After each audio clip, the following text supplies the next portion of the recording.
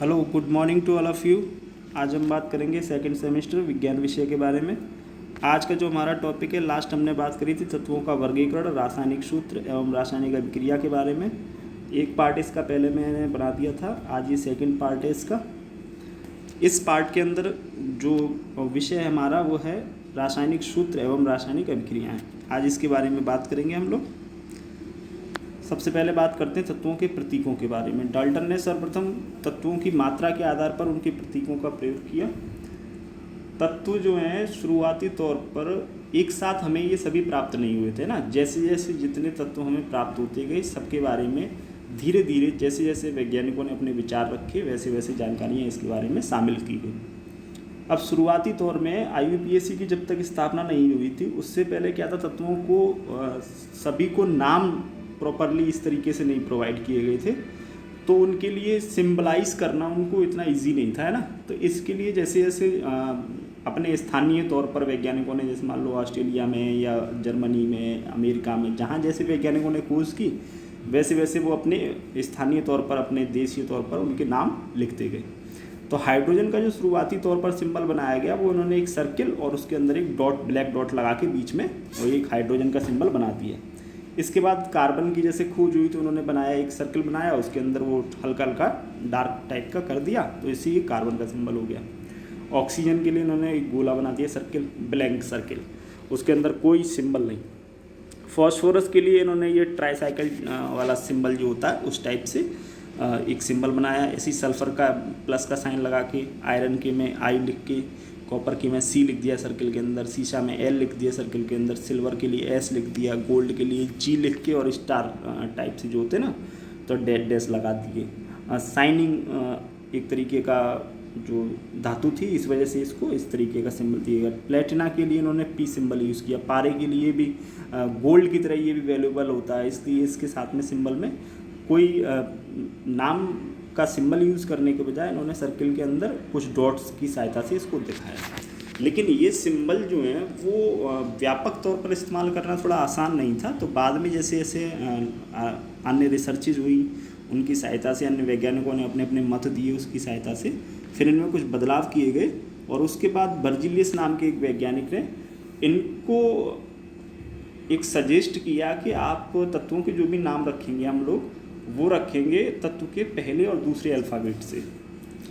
अच्छा, इसमें क्या है, बाद में फिर IUPAC जैसे स्थापना हुई तो उसके बाद से फिर इनके नाम में पहले और दूसरे लेटर का, पहला लेटर हमेशा कैपिटल यूज़ करेंगे और सेकंड वाला लेटर इफ़ नीड है, अगर कहीं पर है ना, अगर ज़रूरत है कि 2 लेटर से ही उसका नाम बनाना, या पहले से ही वो लेटर किसी और के साथ में, जैसे कार्बन का लेटर का है C सिंबल, अब सीजियम की बात आई तो CS, है ना। तो इस तरीके से सिंबल्स को हमने अलग अलग जस्टिफाई भी किया है। तो जैसे फॉर एग्जांपल हाइड्रोजन का सिंबल हो गया H, हीलियम का हो गया HE, और एल्यूमिनियम का हो गया AL, और AL में भी कैपिटल L यूज़ नहीं करना, A कैपिटल है, स्मॉल L है। कोबाल्ट का हो गया CO। इस तरीके से ये सिंबल का प्रयोग अलग अलग किया गया। कुछ जैसे आपने बहुत से ऐसे नाम भी देखे जहाँ पर क्या होता है, सिंबल उसके नाम से, सामान्य नाम से मैच नहीं करता है। तो ऐसे तत्वों को जो है उनके एक तरीके से लैटिन नेम जो थे, क्योंकि अलग अलग देशों में इन तत्वों की खोज हुई, तो लैटिन नेम जो थे उसके आधार पर इनका नाम रखा गया। तो जैसे सोडियम है, हम सोडियम का सिंबल अगर हम जैसे सोचे तो ऐसा होना चाहिए था, लेकिन यहाँ पर सोडियम का जो लैटिन नेम है वो है नेट्रियम। ये मैंने बहुत बार जैसे आता रहता है अलग अलग सेमिस्टर में, चर्चा भी करता हूँ इसके बारे में, तो मैंने बताए भी हैं। सोडियम का लैटिन नेम क्या है, नेट्रियम। कॉपर का क्यूप्रम, आयरन का फेरम, पोटेशियम का कैलियम, सिल्वर का अर्जेंटम, गोल्ड का आरम, और पारे का हाइड्रागैरम। तो इस वजह से इनके सिंबल भी लैटिन नेम से ही लिए गए। तो सोडियम का सिंबल हो गया Na, है ना। इसी तरीके से आपके अन्य सिंबल भी प्रयोग किए गए। कुछ सामान्य सिंबल जैसे आप लोग ये देखते रहते हैं, जैसे ब्रोमीन हुआ, कार्बन हुआ, fluorine, calcium, chlorine, hydrogen, nitrogen, cobalt, helium, ये सिंबल सामान्य तौर पे हम लोग यूज़ करते रहते हैं। तो इनका इनके नाम से ही मैच करता हुआ, अंग्रेजी नाम से मैच करता हुआ। अब बात आती है रासायनिक सूत्रों की। तो रासायनिक सूत्र जो होते हैं वो क्या होते हैं, 2 या 2 से अधिक जितने तत्व होते हैं, इनका एक कंबाइंड यौगिक का मतलब जो कॉम्बिनेशन होता है, ये उसके सूत्र के बारे में बात करते हैं हम लोग यहाँ पर। तो इसमें क्या होता है, आयन की संयोजकता और आवेश संतुलित होना चाहिए। जब एक यौगिक किसी धातु अधातु के संयोग से निर्मित होता है तो धातु का नाम अथवा उसके प्रतीक को रासायनिक सूत्र में पहले लिखा जाता है। जैसे फॉर एग्जांपल कैल्शियम ऑक्साइड है CaO, तो यहाँ पे Ca क्या है, धातु है, उसको ऑक्सीजन से पहला लिखा गया है ना। ऐसे सोडियम क्लोराइड में, आयरन सल्फाइड में और कॉपर ऑक्साइड में आदि सभी जगह। बहुपरमाणुक आयनों द्वारा निर्मित यौगिकों में आयन को पहले कोष्टक में रखते हैं, तत्पश्चात अनुपातों को दर्शाने वाली संख्या में लिखते हैं। यदि बहुपरमाणुक आयन की संख्या 1 है तो कोष्टक की आवश्यकता नहीं होती। फॉर एग्जांपल NaOH, और जैसे CaOH का होल ट्वाइस होता है, कैल्शियम हाइड्रोक्साइड, ये तो सोडियम हाइड्रोक्साइड है ना, ये जो सूत्र लिखा हुआ है ये सोडियम हाइड्रोक्साइड का है। अगर बाई चांस हमें कैल्शियम हाइड्रोक्साइड का लिखना है तो CaOH का होल ट्वाइस, तो फिर इसे हमें कोष्टक में लिखना पड़ेगा। ठीक है, इस तरीके से मतलब है।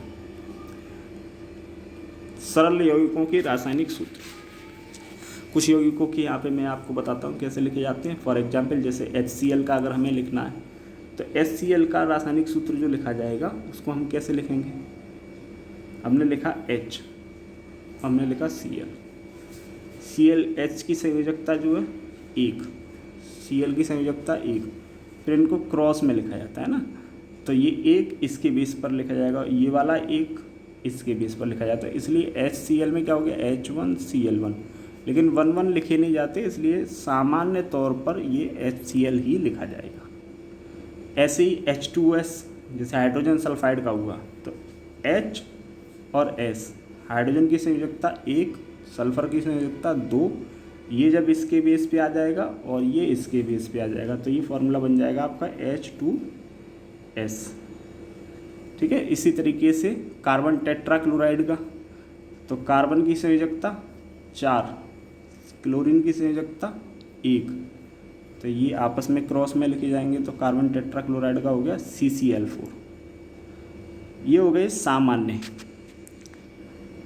बहुपरमाणुक आयनों वाले यौगिकों के रासायनिक सूत्र कैसे लिखे जाते हैं। सोडियम नाइट्रेट का है तो इसमें कंबाइंड संयोजकता देखी जाती है, तो जैसे सोडियम की तो 1 होती है, लेकिन पूरे नाइट्रेट की अगर ग्रुप की देखेंगे तो -1 होती है, तो यहाँ से NaNO3 सूत्र बन जाएगा। ऐसे ही इसके और भी एग्जाम्पल है, जैसे Na2CO3, तो कार्बोनेट पर 2 नेगेटिव आयन होते हैं, इसलिए 2 नेगेटिव लिखी हुई है यहाँ पर, और सोडियम का 1 होता है तो ये 1 लिखा हुआ है। से कैल्शियम हाइड्रोक्साइड का जो अभी मैंने एग्जाम्पल बताया था आपको CaOH का होल ट्वाइस। ठीक है, अमोनियम सल्फेट का एग्जाम्पल लिखा हुआ, अमोनियम के पूरे की संयोजकता होती है, +1 पॉजिटिव चार्ज होता है, SO4 पर डबल- होता है। तो ये इस तरीके से आपके बहुपरमाणुक आयनों के रासायनिक सूत्र लिखे गए। रासायनिक अभिक्रिया, लोहे की वस्तुओं को हवा में खुला छोड़ देने पर उनमें जंग लग जाती है। गर्मी में देर तक दूध को गर्म खाली छोड़ देने पर दूध फट जाता है। हमारे शरीर में भोजन का पाचन होना, ये सभी क्या है, एक प्रकार की अभिक्रिया है। इन सभी परिस्थितियों में प्रारंभिक वस्तु की प्रकृति तथा पहचान कुछ न कुछ बदल जाती है, अतः हम कह सकते हैं यहाँ पर रासायनिक अभिक्रिया हुई है। अवस्था में परिवर्तन होना, रंग में परिवर्तन होना, गैस का उत्सर्जन होना, निकास होना, या तापमान में परिवर्तन होना, ये सभी रासायनिक अभिक्रिया के सिंबल हैं।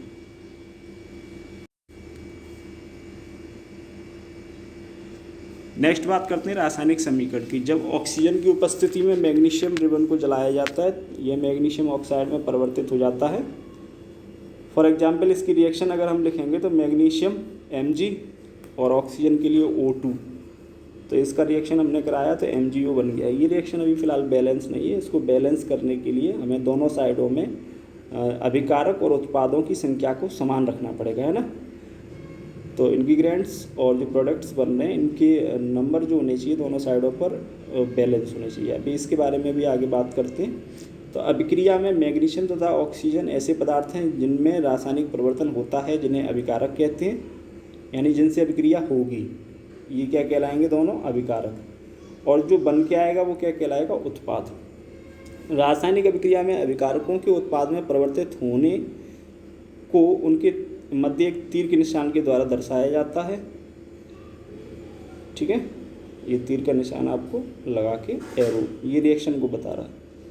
और जो भी इसमें अभिकारक यूज़ किए गए उनको एक प्लस के निशान से, और यदि उत्पाद भी एक से अधिक बनते हैं तो उनको भी प्लस के निशान से दर्शाया जाता है। नेक्स्ट, रासायनिक समीकरण के महत्व। अच्छा, इस समीकरण लिखने के फ़ायदे क्या हैं कि इससे हम जो बड़ी संख्या में हमारे पास मान लो अभिकारक और उत्पाद हैं, जिनको अगर हम सूत्र की सहायता से न लिखें तो उनके नाम, रासायनिक नाम या साधारण नाम लिखकर लिखेंगे तो वो एक तो इंटरनेशनलाइज लेवल पर डिफरेंट हो सकते हैं ना, जैसे लोकल लैंग्वेज में उनके नाम हम लोग अलग अलग रखते हैं, तो एक तो वो दिक्कत आ सकती है। दूसरी क्या है कि रासायनिक अभिक्रिया लिखने से ये चीज़ें बहुत सरल हो जाती हैं और कुछ कम स्पेस में इनके हम ज़्यादा बातें लिख सकते हैं इसके बारे में ना। और अगर हम इसको पूरा डिस्क्राइब करके लिखेंगे तो हमें वो काफ़ी डिटेल लिखनी पड़ेगी, तो इससे ये हमारे फ़ायदे हैं रासायनिक समीकरण के महत्व। नेक्स्ट पॉइंट आता है रासायनिक समीकरण को संतुलित करना। तो ये एक इम्पोर्टेंट पॉइंट है, इसको आप समझ लें। रासायनिक समीकरण को संतुलित कैसे किया जाता है, कोर्स के लिए महत्वपूर्ण। एक एग्जाम्पल है, यहाँ पर मैंने लिया है Fe प्लस H2O, इससे आपका Fe3O4 प्लस H2 ये प्रोडक्ट बन के आ गया, ये अभिकारक है इधर साइड और ये उत्पाद आपका बन गया, ठीक है। अब इसको हमें बैलेंस करना है, तो बैलेंसिंग का सबसे पहले सिंपल तरीका ये, आप टेबल बना लीजिएगा। एक टेबल में लेफ्ट हैंड साइड और राइट हैंड साइड पर जो भी परमाणुओं की संख्या हो प्रत्येक की लिख लीजिएगा। जैसे इसमें 3 मुख्य तत्व जो प्रयोग किए गए, तो Fe, H और ऑक्सीजन, तो वो तीनों मैंने यहाँ पर लिख दिए और आप दोनों साइडों पर उसकी संख्या को लिख दीजिए कि एक साइड पर 1 आया, दूसरी साइड पर 3, 1 2 2 और 1 4, ये जो भी जितने भी हों इसमें काउंटिंग करके आप दोनों साइड के लिखिएगा, लेफ्ट हैंड साइड के, राइट हैंड साइड के अलग अलग। इसके बाद आपको क्या करना है, जिसकी संख्या सबसे ज़्यादा होगी उसको सबसे पहले बैलेंस कर लें। इसके बहुत से तरीके हैं ना, पहले आप चाहें तो मेन जो एलिमेंट हो उसको भी बैलेंस कर सकते हैं, जैसे हम चाहें तो इसको आयरन से भी बैलेंस करना शुरू कर सकते हैं। तो फिलहाल मैं इसको आपको बैलेंस करने के लिए एक तरीका बता रहा हूँ, उसको समझते हैं। तो जैसे यहाँ पर आयरन की संख्या कितनी है, राइट हैंड साइड पर 3 और लेफ्ट हैंड साइड पर 1, तो इसमें अगर हम 3 का गुणा कर दें तो ये Fe बैलेंस हो जाएंगे। अब बात आती है, तो ये हमारी रिएक्शन बन गई। अब मैं इसको बैलेंस के बाद ये जो निकल के आई वो ये आ गई 3Fe plus H2O arrow Fe3O4 plus hydrogen. एक चीज़ बैलेंस हो गई, इससे हमारी यहाँ पर आयरन बैलेंस हो गया। नेक्स्ट हम बात करते हैं ऑक्सीजन के बारे में। ऑक्सीजन अगर हम देखें राइट हैंड साइड पर 4 ऑक्सीजन आ रही है ना, यहाँ पर 4 है और यहाँ कितना है 1।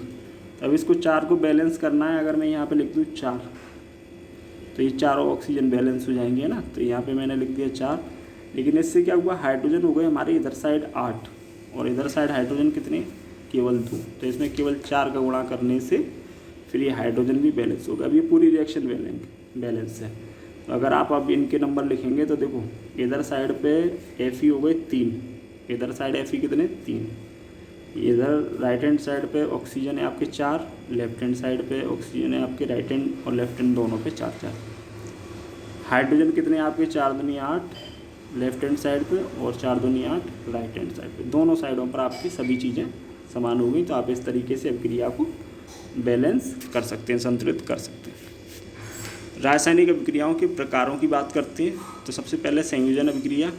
ऐसी अभिक्रिया जिसमें 2 या 2 से अधिक अभिकारक एकल उत्पाद का निर्माण करते हैं संयोजन अभिक्रिया कहलाती है। एग्जाम्पल के लिए संयोजन अभिक्रिया के उदाहरण हैं कोयले का दहन और जल का निर्माण करना। ये रिएक्शन इनकी दे रखी है यहाँ पर। नेक्स्ट है वियोजन अभिक्रिया। इस अभिक्रिया में एकल अभिकर्मक टूटकर छोटे छोटे उत्पादों में बदल जाता है, यह एक वियोजन अभिक्रिया कहलाती है। इसमें क्या होगा, एक प्रोडक्ट जो इंग्रेडिएंट जो होगा अभिकारक वो क्या होगा 2 या 2 से अधिक उत्पादों में टूट जाएगा। तो यहाँ पे एग्जाम्पल के लिए चूना पत्थर को ऊष्मा की उपस्थिति में अगर हम गर्म करते हैं, हीट करते हैं, तो वो बुझे हुए चूने और कार्बन डाइऑक्साइड गैस में ब्रेक जाता है। तो इसमें एग्जाम्पल आपको और भी दे रखे हैं। नेक्स्ट है विस्थापन अभिक्रिया। विस्थापन अभिक्रिया में क्या है कि ऋणात्मकता सारणी होती है, उसमें क्या बताया जाता है कि अपने से ऊपर वाला तत्व अपने से नीचे वाले तत्वों को विस्थापित कर सकता है ना। तो यहाँ पर उसी तरीके से इस अभिक्रिया में लोहे ने दूसरे तत्व कॉपर को कॉपर सल्फेट के विलयन से विस्थापित कर दिया या हटा दिया। इस प्रकार की अभिक्रिया को विस्थापन अभिक्रिया कहते हैं। ये सारा क्रियाशीलता पर निर्भर करता है। जिंक तथा लेड कॉपर की अपेक्षा अधिक क्रियाशील होते हैं, अतः वे कॉपर को उसके यौगिक से विस्थापित कर सकती हैं। चाहे जिंक ले लो या लेड ले लो, ये दोनों ही ऋणात्मकता जो सारणी होती है उसमें ये कॉपर से ऊपर स्थित होते हैं, इसलिए कॉपर को किसी भी यौगिक से रिमूव कर सकते हैं, हटा सकते हैं वहाँ से। तो फॉर एग्जांपल जैसे जिंक की हमने अभिक्रिया कराई है कॉपर सल्फेट के साथ, तो जिंक ने क्या किया कि कॉपर को इस कंपाउंड से रिलीज़ करा दिया, यहाँ से निकाल दिया बाहर और ख़ुद उसका स्थान ले लिया, तो ये बन गया जिंक सल्फेट और कॉपर बाहर निकल गया। ठीक है, इस तरीके से ये विस्थापित अभिक्रिया कहलाती है। तो इसमें क्या कर दिया, इसने जिंक ने कॉपर का विस्थापन कर दिया। नेक्स्ट है अपचयन तथा उपचयन तथा अपचयन अभिक्रिया, यानी ऑक्सीडेशन और रिडक्शन के बारे में बात हो रही है। उपचयन, रिडक्शन और ऑक्सीकरण। तो इसमें क्या है कि ऑक्सीजन का स्थान बदलना है ना। तो जैसे फॉर एग्जांपल कॉपर ऑक्साइड की अभिक्रिया हाइड्रोजन के साथ हमने कराई, तो यहाँ पर कॉपर के साथ में जो ये ऑक्सीजन लिखी हुई है, ये ऑक्सीजन अपना स्थान छोड़कर इसके साथ में आ गई। तो अब ये रिएक्शन दो तरीके से देखी जाती है ना। अगर हम इसको ऑक्सीकरण के अनुसार देखें तो यहाँ पर हाइड्रोजन का ऑक्सीकरण हो गया, यानी हाइड्रोजन ऑक्सीकृत हो गई, उसने ऑक्सीजन को ले लिया अपने अंदर। और अगर हम रिडक्शन के अकॉर्डिंग देखें, यानी अपचयन के अनुसार, तो यहाँ पर कॉपर ऑक्साइड ने ऑक्सीजन त्याग दी है, तो ऑक्सीजन का त्यागना रिडक्शन कहलाता है या अपचयन कहलाता है, और ऑक्सीजन को ग्रहण करना ऑक्सीकरण कहलाता है। तो एक ही अभिक्रिया में ये दोनों प्रकार की अभिक्रियाएं होती हैं, ऑक्सीडेशन और रिडक्शन।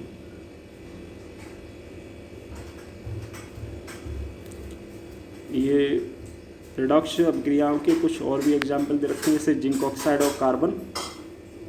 जिंक ऑक्साइड के साथ जब हमने कार्बन की अभिक्रिया कराई,